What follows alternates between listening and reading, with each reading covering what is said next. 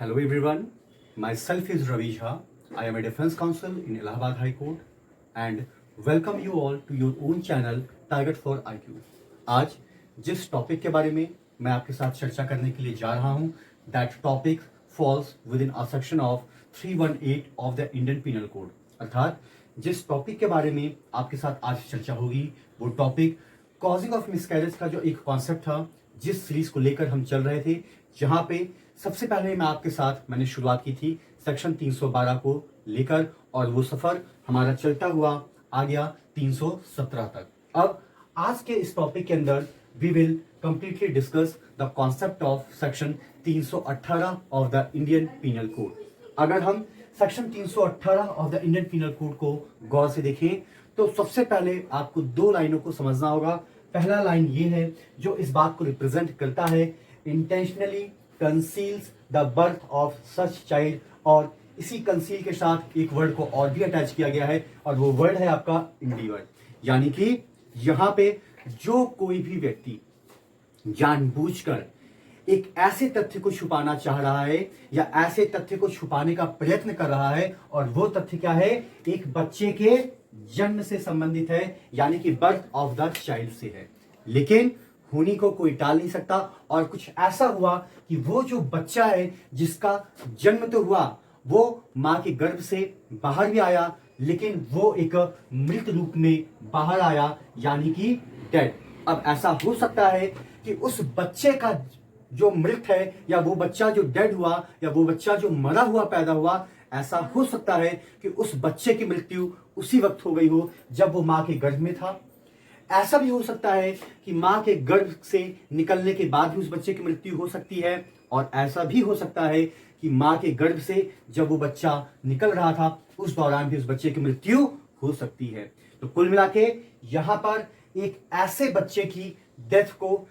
या आप कह सकते हैं कि यहां पर एक ऐसे बच्चे की मृत्यु की खबर को छुपाने का प्रयास किया जा रहा है या उस खबर को छुपाया जा रहा है जिसकी मृत्यु या तो गर्भ के अंदर ही हो गई थी, या तो गर्भ के बाहर आने के दौरान हो गई, या तो जब वो बच्चा गर्भ से बाहर कंप्लीटली आ चुका और कुछ चंद पलों के अंदर उसकी मृत्यु हो गई। तो यहां पर वो कोई भी व्यक्ति हो सकता है। जनरली ऐसा केस आपने देखा होगा कि जब कभी भी कोई महिला प्रेग्नेंट होती है या कोई माँ गर्भवती होती है, उसकी डिलीवरी होती है और ट्विंस होते हैं, यानी कि वो जुड़वा बच्चों को जन्म देती है। कुछ केसेस ऐसे भी हैं जहां पर दो से ज्यादा बच्चों को भी महिलाओं ने जन्म दिया है। तो वहां पर किसी भी वजह से ऐसा हो सकता है कि एक बच्चे की डेथ हो गई हो या एक बच्चा मृत रूप में बाहर निकला हो। तो वहां पर उस महिला को कोई मानसिक सदमा ना पहुंचे, वो मेंटल पेन ना ले और उसके दिमाग के ऊपर कोई गहरा असर ना पड़े। इन सारी चीजों को ध्यान में रखते हुए जो उनके वेलविशर्स होते हैं या जो डॉक्टर्स होते हैं या जो घर वाले होते हैं या जो हस्बैंड्स होते हैं, वो उस मृत बच्चे की खबर को छुपा लेते हैं। यानी कि वो सिर्फ इस बात को कन्वे करते हैं कि आपने एक स्वस्थ बच्चे को जन्म दिया, लेकिन इस बात को कन्वे नहीं किया जाता है कि आपने दो बच्चों को जन्म दिया जिनमें से एक स्वस्थ है जो इस वक्त आपके साथ आपके बगल में लेटा हुआ है, लेकिन दूसरा किसी वजह से अब दुनिया में नहीं रहा। तो कहीं ना कहीं जो बच्चा अब दुनिया में नहीं है, आप उसकी बात को किसी न किसी तरीके से या तो छुपा चुके हैं या तो छुपाने का प्रयास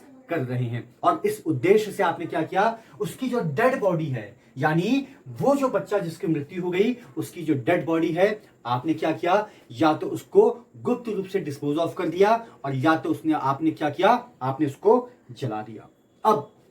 यहां पर अगर देखा जाए तो आपका इंटेंशन बोनाफाइड था या मैलाफाइड था, ये तो चलिए कोर्ट डिसाइड करेगा, लेकिन मैक्सिमम केसेस में जो एक प्रिजम्पशन ड्रॉन की जाती है वो ये की जाती है कि उस व्यक्ति का जो उद्देश्य था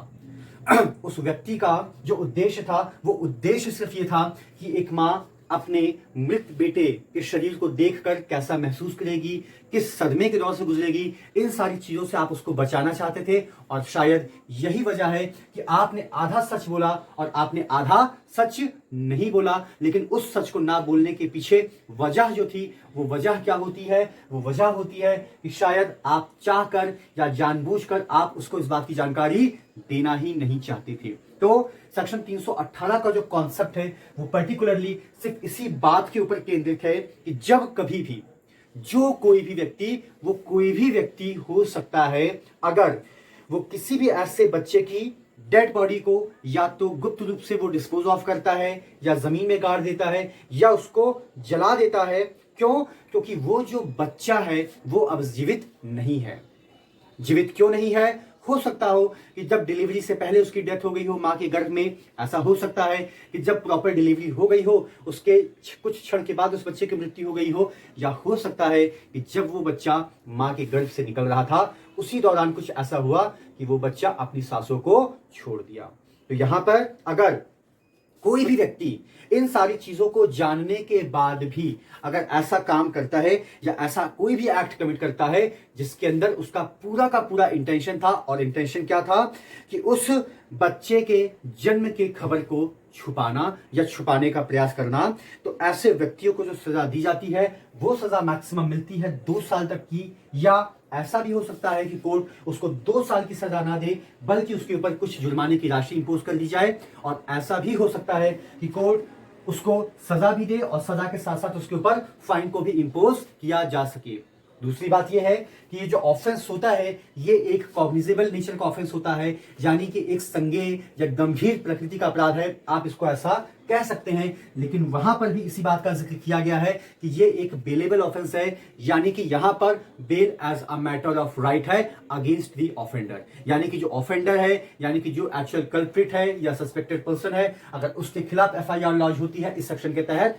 तो वहां पर अगर वो अपनी बेसिक फॉर्मेलिटीज को फुलफिल कर देता है as per the requirement of the concern थाना और द पुलिस चौकी, तो उसको थाने से ही जमानत दे दी जा सकती है। क्यों? क्योंकि ये एक बेलेबल ऑफेंस है, और bailable offence always as a matter of right होता है, but subject to certain terms as well as the conditions. अगली बात यह है कि ये अपराध भी एक नॉन कंपाउंडेबल नेचर का है, यानी कि जो ऑफेंडर होगा that offender will have to face a entire concept of the trial, यानी कि यहां पर चाह कर भी समझौता हो ही नहीं सकता है, यानी कि यहां पर उस व्यक्ति की चाहत से भी कोई लेना देना नहीं है, क्योंकि जो कंपाउंडेबल ऑफेंस होते हैं वहां पर भी कोर्ट की इजाजत लेनी पड़ती है, यानी कि कोर्ट परमिशन देती है उसके बाद ही समझौता होता है। तो अगर हम इस पूरे के पूरे कॉन्सेप्ट के लास्ट सेक्शन को देखें तो यहां पर हमें यह पता चल रहा है कि एक व्यक्ति के द्वारा एक ऐसे बच्चे की डेड बॉडी को डिस्पोज ऑफ किया जा रहा है या सीक्रेटली हम उसको जला रहे हैं, जो एक मृत अवस्था में हमें प्राप्त हुआ। अब वो किस वक्त मृत हुआ, गर्भ के अंदर, गर्भ से बाहर निकलने के दौरान, या जब वो गर्भ से कंप्लीटली बाहर आ गया उसके कुछ क्षण या पलों के अंदर। दूसरी बात यह है कि यहां पर अगर वो उस बच्चे की जन्म की खबर को छुपा रहा है, जन्म का मतलब यह नहीं होता कि बच्चा जीवित ही निकले, जन्म का मतलब यह होता है कि बच्चा मां के गर्भ से बाहर आया, उसके बाद देखा जाएगा कि whether that child is alive और डेड। लेकिन यहां पर चाइल्ड जो डेड था, आपने उसके जन्म की खबर को छुपाया, और उस खबर को छुपाने के पीछे आपका एक इंटेंशन था, और सिर्फ आपने खबर को ही नहीं छुपाया, आपने ये सारा का सारा प्रपंच रचा, ये सारा का सारा एक्ट किया जिसके तहत वो मां या वो व्यक्ति जिसका इंटरेस्ट था उस बच्चे को एक बार आखिरी बार देखने का या अपने सीने से लगाने का, आपने उसके हक को भी उससे छीन लिया और आपने उसकी डेड बॉडी को डिस्पोज ऑफ कर दिया। और इसीलिए यहां पर जो सजा का प्रावधान है वो मैक्सिमम 2 साल तक की सजा का प्रावधान है। उसके पीछे वजह क्या है? पहली बात, आपकी वजह से उस बच्चे की मृत्यु नहीं हुई। दूसरी बात, यहां पर अगर हम ये मान के चले कि 99% आपका इंटेंशन बोना फाइडली भी था, तो भी हर वो व्यक्ति जिसका उस बच्चे के साथ एक इंटरेस्ट है, हर वो व्यक्ति जिसका उस बच्चे के साथ एक जुड़ाव है, उसका भी एक हक बनता है उसकी डेड बॉडी को डिस्पोज ऑफ करने से पहले उसको दिखाने का या उसको कुछ वक्त देने का, ताकि वो कुछ वक्त उसके साथ बिता सके। लेकिन आपके द्वारा एक ऐसा एक्ट कमिट किया गया जिसके तहत वो अब उन चीजों को महसूस कर ही नहीं पाया। तो शायद इसीलिए यहां पर जो सजा है वो थोड़ी सी कम रखी गई है, और यहां पर सजा और फाइन एक ऑप्शनल प्रोविजन है। इसको मैंडेट नहीं कहा जा सकता है कि आपको सजा भी मिलेगी और आपको जुर्माना भी मिलेगा। That means the entire concept of the imprisonment that will be decided by the competent court. इसको आपको सिर्फ सजा देनी है या उसको आपके ऊपर सिर्फ जुर्माना लगाना है या उसको आपको सजा और जुर्माना दोनों इंपोज करना है। तो this is the all about the whole concept of section 318 of the Indian Penal Code। और इसी के साथ जिस सीरीज को लेकर हम आपके साथ चले थे, जिसकी शुरुआत सेक्शन 312 के साथ हुई थी, आज इसका यहां पर समापन होता है। अगर आप गौर करें तो देखिएगा, शुरुआत हमने की थी मिसकैरेज को लेकर, जहां पर गर्भ में पल रहे एक बच्चे को बेवजह मौत दे दी जाती है और उसके पीछे उद्देश्य बिल्कुल भी ये नहीं होता है कि उसकी वजह से उसकी मां की जान को खतरा है। वहां पर हमने आपके साथ ये भी डिस्कस किया था the medical termination pregnancy act 1971, और यहां पर हमने कुछ चीजों को और भी डिस्कस किया था, जिसके अंदर था कि what is a thin line difference between a women with child और वुमेन क्विक विद चाइल्ड। जहां पर already I have conveyed to you कि वुमेन विद चाइल्ड का मतलब होता है कि वुमेन कंसीव अ प्रेगनेंसी,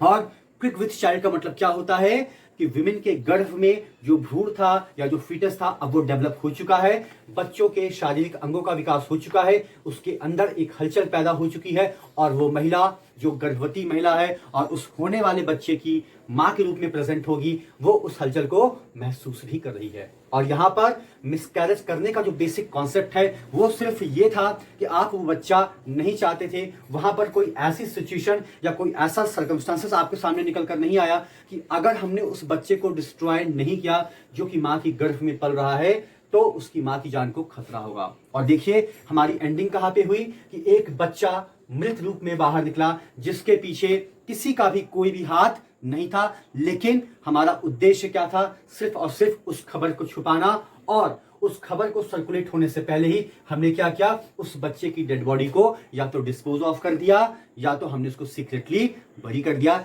यानी कि उसका एक अंतिम संस्कार उसके रिचुअल्स, धर्म, संप्रदाय के हिसाब से हमने उसको कर दिया। और इस तरीके से ये पूरा का पूरा कॉन्सेप्ट होता है कवर अप। और thank you so much to all of you, thank you so much.